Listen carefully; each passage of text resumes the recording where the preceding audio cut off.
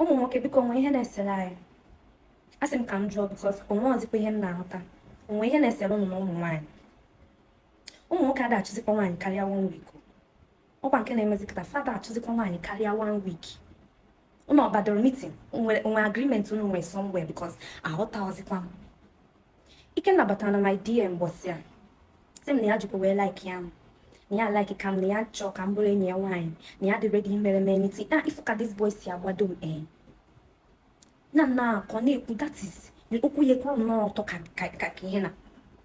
mgbe si ya oke ka m think about it ọkwa ya ka m ji si Ikenna mee ka m think about it Ikenna sị m oke 1 week ga Ikenna from you know that is nsị ka m mmetụ n'obere guy azị nke m ji bụrụ nwaanyị na ka m metụ n'obere IGG yọtago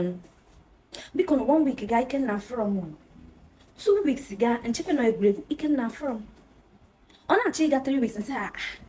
ka ezikwe na onye ọwụsị m I'm ready to give you the whole world na ihe niile na you know nsị ka m bịakwa ka nje nnọọ DM ya gaa marakwa ma ọka nọkwa ya ọ pụrụ na o chefugo na ọ na-agbado ịghọtago mgbe gaa na DM Ikenna si ya nna ka ezinu alfa nke na-emezi ichefuziri na ị na-agbado m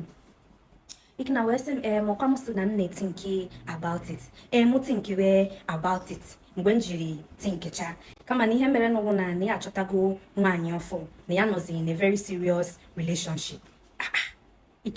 ikekwuru ọtọgbo m nsị ya Ikenna ọkụ unu si emezi ahụtazi ọkwa mbọsị a ka ịkasị m na ịlaikiri m ma gịnụmanụ ka m ntị nke ya ba ọ na m eghe emezi ka biko nụ gwanụ m ọ ma emezile gaa nke m ji bụrụ nwaanyị